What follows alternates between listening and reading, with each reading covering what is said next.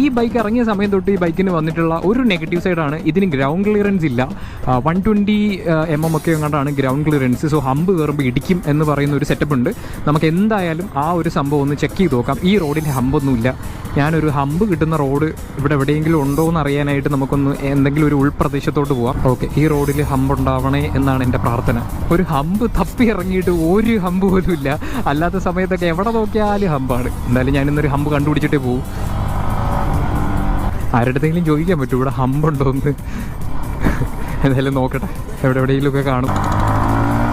ഹമ്പില്ല, വേറെന്തോ ഒരു സാധനം വന്നിട്ടുണ്ട്. അയ്യോ, ഇതിൽ കുറച്ച് സ്പീഡിലാട്ടോ കയറിയത്, തട്ടിയിട്ടൊന്നുമില്ല ഒന്നും. അതൊരു ചെറിയ സാധനമായിരുന്നു. പക്ഷെ ഹമ്പാണല്ലോ നമുക്ക് വേണ്ടത്. ദൈവമേ, ഹമ്പില്ലാത്ത നാടോ.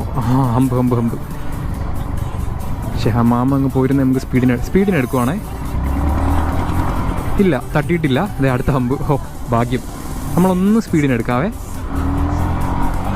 ഇല്ല, തട്ടുന്നില്ല, ഒരു പ്രശ്നമില്ല. ഓക്കെ, അങ്ങോട്ട് ഹമ്പുകളൊന്നും കാണാൻ ചാൻസ് ഇല്ല. എന്തായാലും നമുക്ക് കുറച്ചുകൂടെ സ്പീഡിന് വന്നിട്ട് ആ ഹമ്പ് ഒന്ന് ചാടി നോക്കാമേ. ഒരു പ്രശ്നമില്ല കേട്ടോ, ഒരു ഹമ്പ് കൂടി ഉണ്ട്. പക്ഷെ അവിടെ വളവാണ്. ഒരു പ്രശ്നമില്ല, ഒന്നും തട്ടിയിട്ടില്ല. ഞാൻ പില്ലിയണും വെച്ചിട്ടല്ല ചെയ്യുന്നത്, അത് വേറൊരു കാര്യം. എൻ്റെ വെയിറ്റ് വെച്ചിട്ടുള്ള കാര്യമാണ് പറയുന്നത്. എനിക്ക് ഒരു പ്രശ്നവും അടി തട്ടുന്നതായിട്ട് ഫീൽ ചെയ്തിട്ടില്ല. പല സൈറ്റുകളിലും 120 എന്ന് കാണിക്കുന്നുണ്ടെങ്കിലും അത് ഫേക്ക് ആണെന്നാണ് പലരും പറയുന്നത്.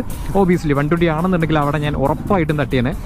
120 എന്ന് പറയുമ്പോൾ സൂപ്പർ ബൈക്കുകളുടെയൊക്കെ അല്ലെങ്കിൽ സൂപ്പർ ബൈക്കുകളെക്കാൾ ഗ്രൗണ്ട് ക്ലിയറൻസ് വരുന്നതാണ് അത്.